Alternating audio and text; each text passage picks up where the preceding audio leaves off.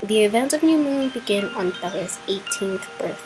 Bella is especially upset because it is the day that she becomes older physically than Edward, who will always be 17. Doesn't help that she also has a nightmare where she is with who she believes to be her grandma Mary, but who turns out to be herself. Edward comes to her side in the dream and is just as young and flawless as always. Honestly, girl, I don't know why you're so weirded out. You can be a guild, girl. Support. Edward persuades her to come to his house on the evening of her birthday for a party thrown by his sister Alice. Bella receives a paper card while opening one of her gifts, showing a single of blood, and causes Edward's brother Jasper to try and attack her. Edward, in the process of defending Bella from Jasper, yeets her into a table filled with crystal, which results in Bella getting a deep cut from her wrist to her elbow. I am still confused by this scene. Like, sweet Jesus, Alice, you can see the future. Did you not see this coming? No, like, seriously, did you not see her get yeeted into a table or get a paper cut? No.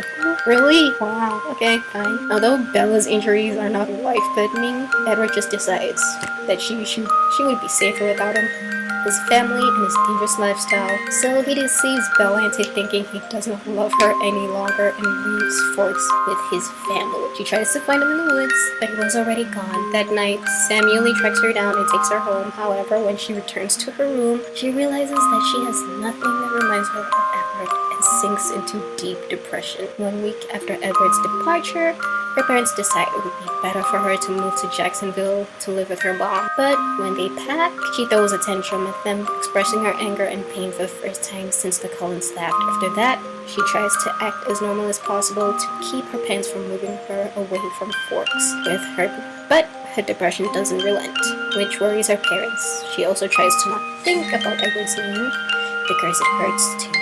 4 months later, her father Charlie threatens to send her to Jacksonville because he's too worried about her behavior, and to appease her father, she tries to engage in normal teenage-like behaviors again. And so she just ends up inviting Jessica to go to Port Angeles with her for dinner and a movie. While there, she carelessly approaches 4 men standing outside a bar. Really, girl, you just couldn't go to a club like any 18-year-old. You just had to see bikers at a bar.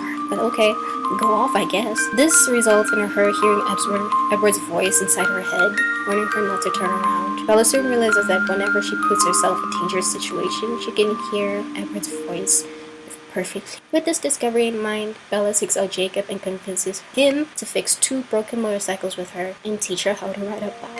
Yikes. Okay. Jacob and Bella become friends when suddenly Jacob refuses to answer any of her calls and asks her not to come to his house anymore. It is not until 2 weeks later that Bella learns what had happened to her. He became a werewolf and is avoiding Bella for her own safety. But like, this is Bella.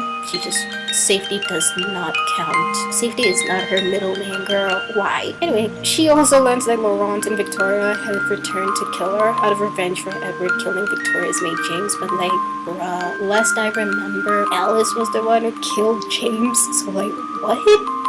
Anyway, Bella and Jacob reconcile, and she assists his werewolf pack in hunting down Victoria with information. To hear Edward's voice again, Bella attempts cliff diving and nearly drowns. Like, girl, why? Like, there was a storm already. You are ready to die for this man. Anyway, she attempts to cliff dive and nearly drowns when Alice, who has the power to see the future, sees Bella jump. She assumes Bella has committed suicide and subsequently rushes back to Forks. Edward, isolated from his family by his own volition, is informed of this by Rosalie, and, well, yeah, things just go so... Anyway, back to Alice. Alice finds Bella alive and tells her that Edward is going to Volterra to ask the Volturi to kill him, because Edward isn't Edward unless he's dramatic. And so Bella and Alice quickly fly to Italy to stop Edward, even though Jacob protested to this decision. Bella makes it in time to stop him from strip-teasing the nation in broad daylight. Afterwards, they are brought to the Volturi, where the leader, Arrow, tests Bella's immunity to psychic powers by trying to read her mind, and then have Jane try her power, neither of which proved to affect her. Also, can we assign to the fact that Edward got his ass handed to him by Felix? Honestly, I'm clapping my hands at him. I'm so happy, bitch. I wanted him to die. But moving on to other things, Bella is then offered a place within the Volturi along with Edward and Alice, but none of them accept the offer. When the Volturi leaders deem Bella liability Due to her knowledge of vampires, the Collins make a promise to change her into a vampire so that they can be let free. Hashtag back and forth stings. Edward explains why he had to leave and begs for her forgiveness honestly. Go die, jump off a lake, jump off the push if you have to, and never resurface, babe, because that was so mean. He confesses his true feelings and promises to never leave her again. Honestly, fuck you, I still want you to die. She forgives him for some reason, and they resume their relationship as if Edward never left. Like, girl, love yourself. Jesus, listen to some BTX. Damn. When Edward once again refuses to transform Bella into a vampire, she decides to let his family vote whether she would be allowed to join the family.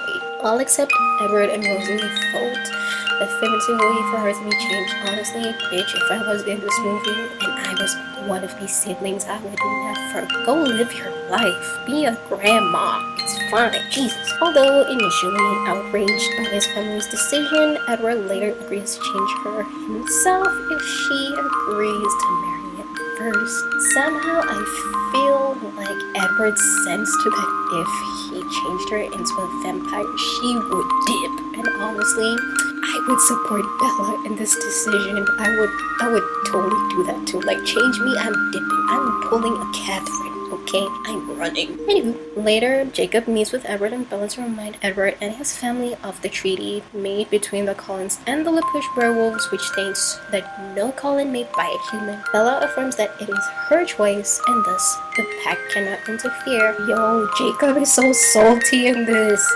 Jesus. Okay.